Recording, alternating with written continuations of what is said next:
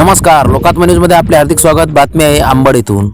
काळ्या बाजारावर अंकुश नाही, अंबड तालुक्यात अवैध धंद्याचे साम्राज्य। झिरपी फाट्यावर शासनाचा तांदूळ जप्त, पण मोठे मासे कुठे? अंबड तालुक्यातील झिरपी फाटा येथील पोलिसांनी शासनाचा तांदूळ जप्त करून 2 जणांवर गुन्हा दाखल केला। मात्र या कारवाईत पुन्हा एकदा नेहमीप्रमाणेच छोटे मासे गळाला पण मोठे मासे तळाला, अशी चर्चा नागरिकात रंगली आहे। दिनांक 13 सप्टेंबर 2025 रोजी पोलिसांना गोपनीय माहिती मिळाल्यानंतर झिरपी फाटा येथे छापा टाकण्यात आला।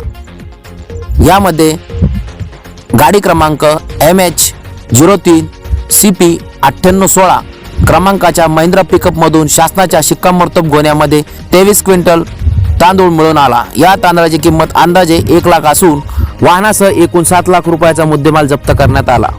या प्रकरणात संशयित आरोपी नामे रोहित हरिचंद भवर राहणार टिळक मोहल्ला अंबड व तसेच नारायण वाघमारे राहणार अंबड यांच्यावर गुन्हा दाखल करण्यात आला आहे।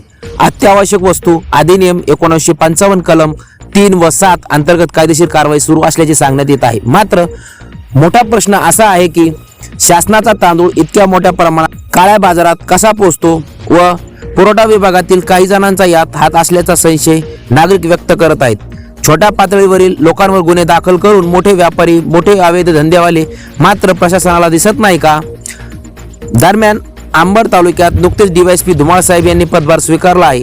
अवैध धंदे थोपवणे हे त्यांच्या समोर मोठे आव्हान असून छोट्या मासेवर कारवाई झाली खरी, पण मोठे मासे अजूनही तळ्यात पोहत आहेत। त्यामुळे नागरिकांचा सवाल आहे की धुमाळ साहेब खऱ्या मोठ्या धंद्यावाल्यावर कारवाई करतील का? लोकांच्या रोषाला हात घालणारे हे प्रकार वारंवार उघडकीस येत आहेत, पण मोठ्या धंद्यावाल्यांना हात घालण्याचे धाडस प्रशासन करणार का, हा खरा मुद्दा असून तोवर या कारवाया केवळ डोळ्यात धुळफेक करण्यासारख्याच ठरत असल्याचे नागरिकांचे स्पष्ट मत आहे। अशाच नवीन ताज्या घडामोडी बघण्यासाठी आपल्या लोकात्मा न्यूज चॅनलला लाईक करा, शेअर करा, सबस्क्राईब करायला विसरू नका। धन्यवाद। लोकात्मा न्यूज चॅनलसाठी प्रतिनिधी तरंग कांबळे, अंबड।